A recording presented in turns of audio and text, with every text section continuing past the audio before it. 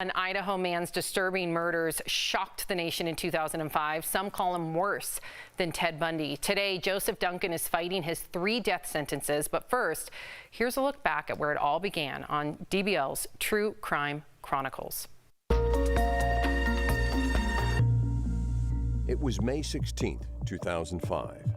The Groney family, a mother, boyfriend, 2 sons, and daughter, were sound asleep in their Lake Coeur d'Alene home when the unimaginable happened. It was arguably one of the most shocking, horrific crimes the Northwest has ever seen. An intruder and convicted sex offender, Joseph Duncan, broke into the family's home, brutally murdering the wife Brenda, her boyfriend, and one of her sons, Slade.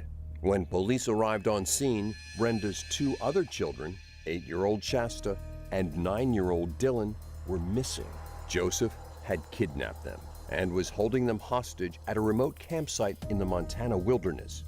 For weeks, he sexually abused the 2 before he shot and killed Dylan right in front of his sister. Ted Bundy had nothing on this Joseph Duncan character. I mean, he is literal monster. Nearly 7 weeks after the abduction, Joseph took Shasta, the lone survivor, to town for dinner at Denny's. That's where a waitress recognized her from the billboards and called police. Duncan was arrested, and Shasta was finally free and reunited with her birth father. He does not own her. He does not have any control. Today, Shasta is 23 years old and a mother of 2. She is working with author Jamie Settelmeyer to write a book about her life. She needs to acknowledge it and let the world understand this is what the world can be, but look, you can survive, you can make it through. Joseph pled guilty to the murders. He is serving 3 death sentences. Last year, Joseph filed a civil petition challenging his sentences. A judge recently denied it. And earlier, Tori and Jeff spoke with a photojournalist who was on the scene the moment the story broke. Take a look. We are joined by photojournalist Brett Alberry from KREM in Spokane, Washington. Thank you so much for joining us. Brett, you've covered this case for years. You've shot tons of archive video from the scene.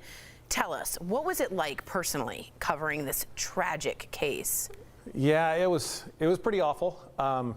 There are a couple memories that stand out, a couple key moments. You know, the night it happened, they found 3 bodies in a house, and they think they have 2 missing kids, but they're not sure. It was pretty awful just for a week, not knowing what had happened to the kids. It kind of was just a week or 2 of them searching until ultimately, early part of July, Shasta Groney turned up at a Denny's in Coeur d'Alene, and those 2 memories in particular I have of that were pretty vivid, but Wow. yeah, overall just a pretty awful thing to have to cover. I can't imagine. Now, Brett, this is crazy, but people have described Joseph as Ted Bundy, but only worse. What was his story before the 2005 killings, and was he ever on police radar? Yeah, well, you know, locally, with regards to like early on in this case, no, he wasn't on the radar at all, but did he have a criminal history that then you look back later and go, oh, it makes sense? Yes, he was actually born in Tacoma, so he's a state of Washington guy. But he started committing some pretty horrible crimes, sexual-related crimes, sexual assaults and rapes. When he was about 15, he got convicted. In Tacoma, he spent some time at a boys' ranch, a boys' home, admitted to a therapist, he admitted that he had done a whole bunch of others that nobody even knew about. And what led him to the area where he committed this horrible crime, he had gotten accused of a child molestation at a park. He jumped bail from another case, ended up over here, and then a lot of horrible things happened after that. Wow. Shasta, I want to talk about her. She's the lone survivor in this case. She was just 9 when she was kidnapped. What is life like for her today? I can say that in the months after she reappeared and Joseph Duncan was arrested, things seemed to be going okay for her. But we did have a very brief interview with her where she seemed very positive and upbeat. It was somewhere in the months afterwards where they had released some balloons and did kind of a remembrance, some type of ceremony for the victims.